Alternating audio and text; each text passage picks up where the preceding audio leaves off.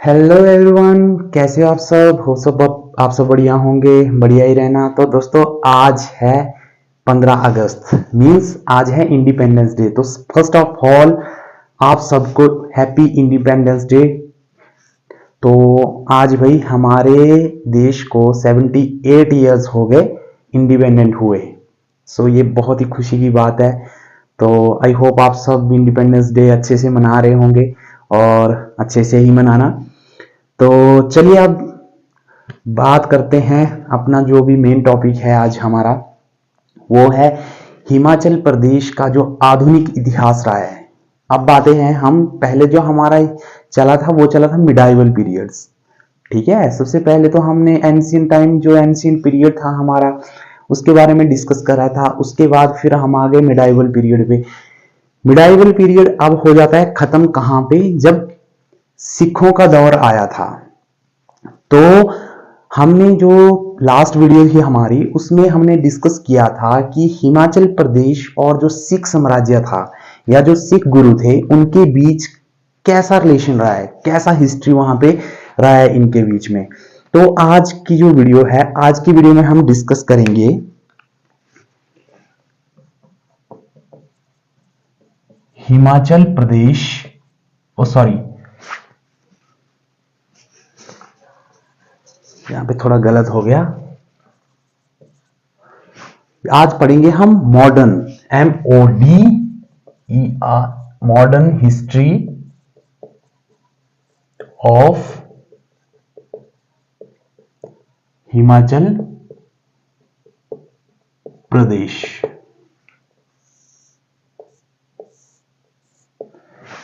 ठीक है। सो आज की वीडियो जो मेन टाइटल है वो पढ़ेंगे हम मॉडर्न हिस्ट्री ऑफ हिमाचल प्रदेश। अब हम आ गए हैं जो आधुनिक इतिहास रहा है हिमाचल प्रदेश का, वो कैसा रहा है। सो इसमें हम पढ़ेंगे 19वीं शताब्दी, 19वीं शताब्दी थी, उसमें सिखों और पहाड़ी राज्यों के संबंधों का वर्णन। ओके, देखो, सबसे पहले जो मॉडर्न हिस्ट्री है वो स्टार्ट होती है हिमाचल प्रदेश की, वो होती है कहां से? सिखों से। फिर यहाँ पे ब्रिटिश एम्पायर्स भी आया, वहां पे मतलब जो अंग्रेजी शासक थे, अंग्रेज जो शासक आए थे वो, फिर ये उन्हीं का दौर है। जो मॉडर्न हिस्ट्री है ये इन्हीं का दौर है। लेकिन आज हम पहले बात करेंगे कि 19वीं शताब्दी के दौरान सिखों का और पहाड़ी राज्यों का कैसा आपस में संबंध था। तो ये बहुत ही इंपॉर्टेंट है। लेकिन इससे पहले वीडियो में हमने जो डिस्कस किया था ये उसी के आधार पे है। वहां पे हम एक बंदे को डिस्कस करना भूल गए थे। बंदा मीन्स कि सिखों का एक ऐसा भी सेनापति था या एक ऐसा भी सरदार था उनका, जो जिसका रोल बहुत ही महत्वपूर्ण रहा है। मीन्स जब गुरु गोविंद सिंह जी के बाद का जो एक और रूलर आया था, तो उसके बारे में हम थोड़ा डिस्कस करना भूल गए थे। तो उसका नाम था भाई बंदा बहादुर। अभी उसके बारे में ही डिस्कस करेंगे हम। बंदा बहादुर, जिसका जो शासनकाल था वो रहा था भाई 1660 से लेके 1716 ईस्वी तक। याद रखना इसको, बंदा बहादुर। ये बहुत ही मेन कॉन्सेप्ट है इसका, क्योंकि इसके दौरान बहुत कुछ हुआ है हिमाचल प्रदेश में भी और पंजाब में भी। तो इसके बारे में आज थोड़ा डिस्कस करते हैं। Okay, so first of all हमें ये पता होना चाहिए कि बंदा बहादुर था कौन, कहां से आया था, क्यों आया था और इसका रोल क्या रहा है। देखो, अगर हम जो पिछली वीडियो में अगर हम ध्यान दें तो लास्ट में हमने एक डिस्कस किया था कि जब सिखों के 10वें गुरु जो थे गुरु गोविंद सिंह, तो उनके शासनकाल में उन्होंने क्या किया था कि जो सिख थे उनको वो क्या करना चाहते थे, एक सैन्य टुकड़े में देखना चाहते थे। मींस वो एक आर्मी के रूप में किसको देखना चाहते थे, सिखों को देखना चाहते थे। इस चीज को आप बहुत ही डीपली ध्यान से सुनिएगा कि गुरु गोविंद सिंह, वो हमने पिछली वीडियो में डिस्कस किया है कि गुरु गोविंद सिंह थे, वो क्या चाहते थे कि जो उनके सिख भाई हैं वो सिख भाईचारा को एक सैन्य टुकड़ी में देखना चाहते थे, मतलब एक सेना के रूप में देखना चाहते थे। अब यहां तक तो हो गया, वो यहां तक तो जो गुरु गोविंद सिंह थे उन्होंने क्या किया, फिर जो सिखों को था वो एक सैन्य उसमें लाना स्टार्ट कर दिया था, मतलब एक सेना के रूप में लाना स्टार्ट कर दिया था। तो बहुत सारे ऐसे लोग हुए जो कि उसमें बहुत सारे सिखों ने भी योगदान दिया, बहुत सारे सिख वहां पे आए उस सैन्य उसमें शामिल होने के लिए। लेकिन उसमें एक आया बंदा बहादुर, याद रखिएगा इसको, बंदा बहादुर। अब जो बंदा बहादुर था भाई, ये सिख सेना का एक सबसे महत्वपूर्ण या प्रमुख नेता था। तो ये क्या था, एक सेना का प्रमुख नेता, मतलब इसके नेतृत्व में इसने क्या किया था, जो सिख सेना थी उसका ये क्या करता था, नेतृत्व करता था। लेकिन इसकी एक खास बात और भी थी इस बंदे की कि ये क्या करता था कि जो भी मुगल एम्परर थे, मुगल शासक थे, उनका विरोध करने के लिए इसको सबसे ऊपर माना जाता था इस बंदे का, क्योंकि ये सबसे मुगल शासकों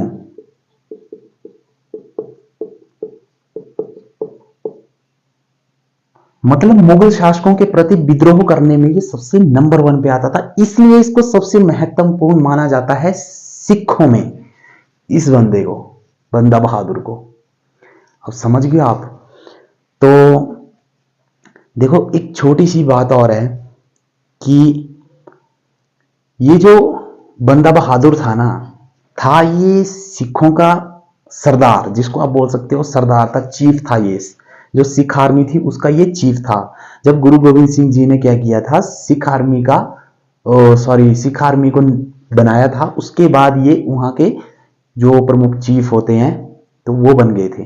लेकिन इसने क्या किया, इसने बहुत अच्छे काम भी किए, क्योंकि इसको बहुत ही महत्वपूर्ण रूप से देखा जाता है सिखों के सैन्य उसमें, सिखों जो समुदाय है उसमें इनको बड़े,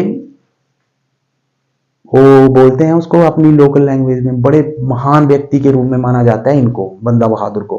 क्योंकि ये क्या करते थे, ये जो मुगल शासक थे, मुगलों का क्या होता था, जब मिडाइवल जो पीरियड था उसमें क्या था, मुगल जो शासक थे वो बहुत ही अत्याचार कर रहे थे। पंजाब, हरियाणा, हिमाचल, मतलब ऐसी कोई जगह नहीं थी जहां मुगलों का शासक नहीं था। लेकिन इस बंदे ने क्या किया, सबसे पहले ये क्या करता था, उनका विरोध करने के उसमें सबसे नंबर 1 पे माना जाता था इस बंदे को, बंदा बहादुर को। अगर इसकी जन्मभूमि की बात करूं तो ये पैदा हुए थे जम्मू कश्मीर के राजौरी, ठीक है। तो ये बंदा कहां का था, ये भाई पंजाब का नहीं था ये बंदा, ये था जम्मू कश्मीर का। तो जम्मू कश्मीर के राजौरी एक जगह है, वहां से ये बंदा बिलोंग करता था। लेकिन क्या हुआ था कि जब 10वें गुरु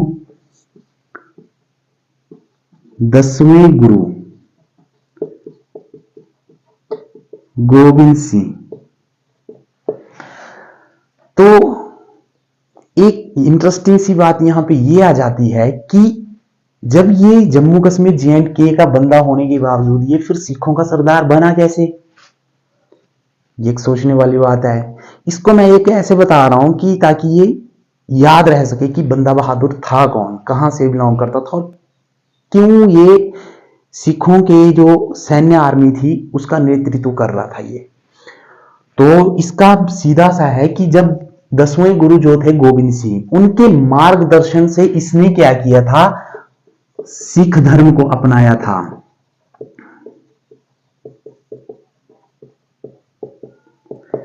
किसके मार्गदर्शन से?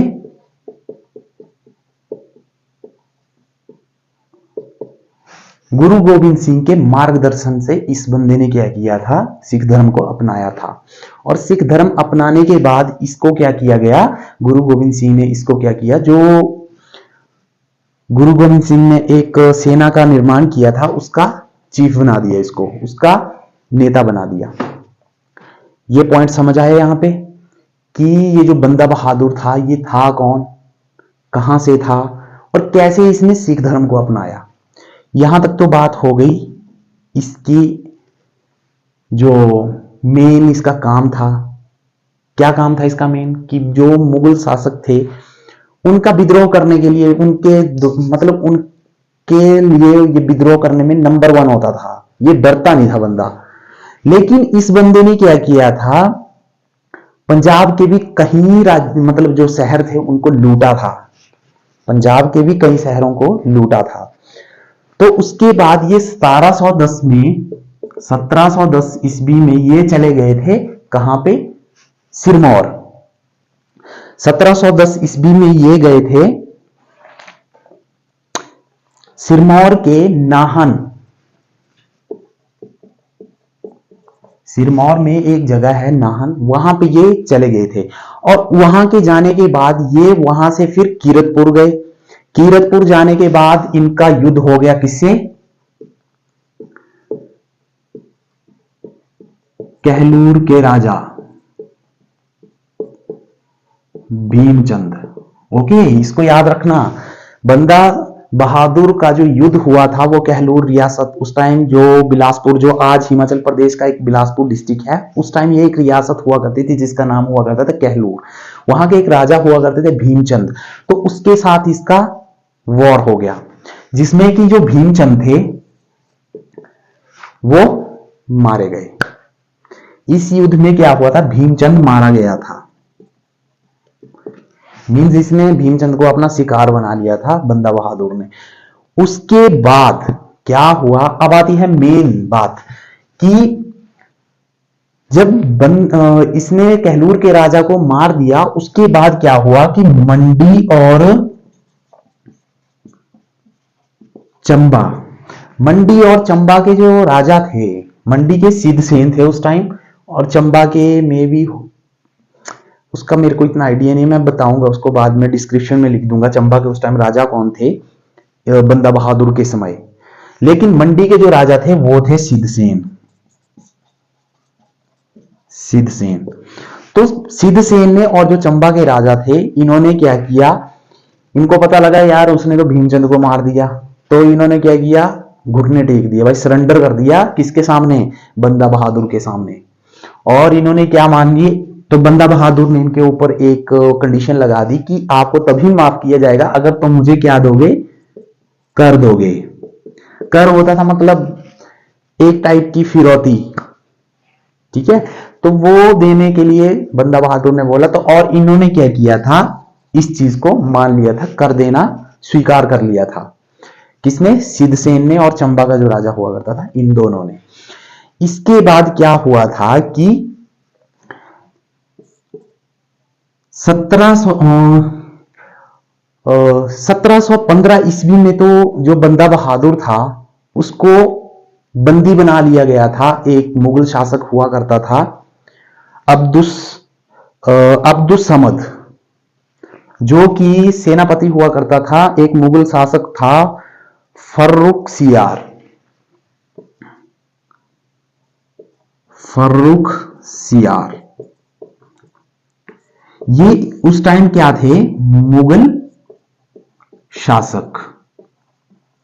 और इसने अपने सेनापति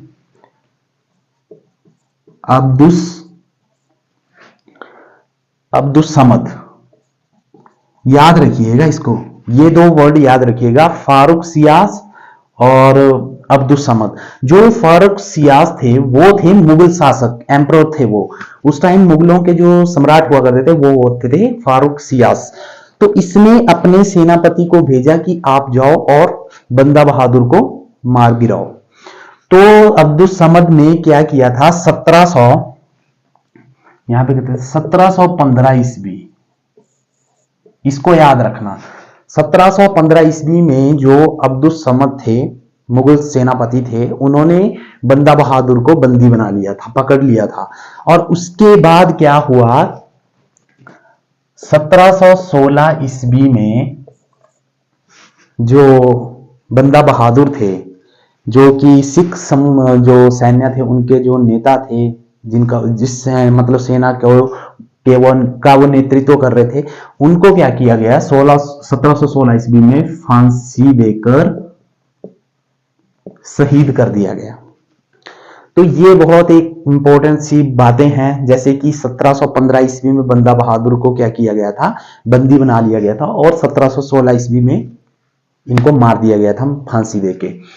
और एक और किसने इसको मारा था, किसने इसको पकड़ा था बंदा बहादुर को, तो वो उस टाइम जो मुगल शासक हुआ करते थे, वो हुआ करते थे फारूक सियास जो, और उसने अपने सेनापति को भेजा था अब्दुल समद को कि आप जाओ और बंदा बहादुर को पकड़ के लाओ। तो वो पकड़ के लाए थे 1715 ईस्वी में, और उसके बाद 1716 ईस्वी में बंदा बहादुर को मौत के घाट उतार दिया गया।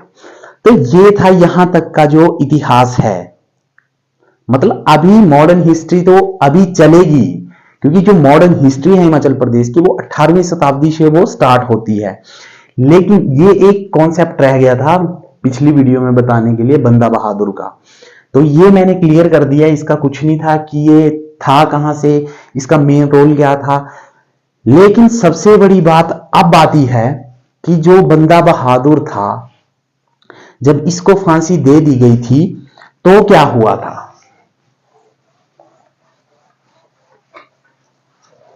तो अब यहां से स्टार्ट होता है मॉडर्न हिस्ट्री। तो देखो, जब बंदा बहादुर की डेथ हो गई थी, तो डेथ होने के बाद जो सिख थे वो 12 मिसलों में विभाजित हो गए थे।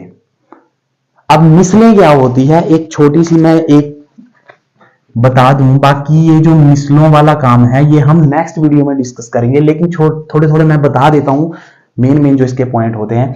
12 मिसलों के नाम भी मैं आपको बताऊंगा, जो 12 मिसलें थी। लेकिन मिसल होती क्या थी, देखो, जब बंदा बहादुर की मौत हुई थी, उसके बाद जो सिख थे, जो सिख आर्मी थी, वो क्या हुई थी, 12 टुकड़ों में विभाजित हो गई थी। किसमें, मतलब 12 हिस्सों में विभाजित। लेकिन मिसल होती क्या है, जब कोई समुदाय या कोई भी सेना को छोटे छोटे टुकड़ों में बांटा जाता है, छोटे छोटे टुकड़ों, जैसे मान लो मैं हूं, मेरे पीछे 100 लोग और हैं, मैं उनका नेतृत्व कर रहा हूं, मतलब वो एक मिसल हो गई। ऐसे ही कोई और होगा, ऐसे ही कोई और होगी, तो वैसे ही कितनी मिसलें बनी थी, 12 मिसलें बनी थी। और सब मिसलों का अपना अपना नाम था, अपना अपना क्षेत्र था, अपना अपना कार्य करने का तरीका था। सबके नेतृत्व जो होते थे, हर एक मिसल का जो सरदार हुआ करता था, वो अलग अलग थे।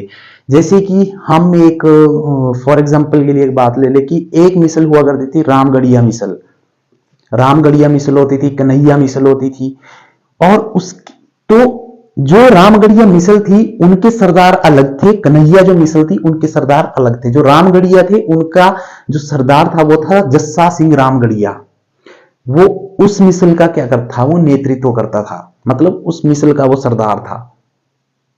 मिसल को आप एक सेना बना लो कि अपने अपने क्षेत्र की एक आर्मी।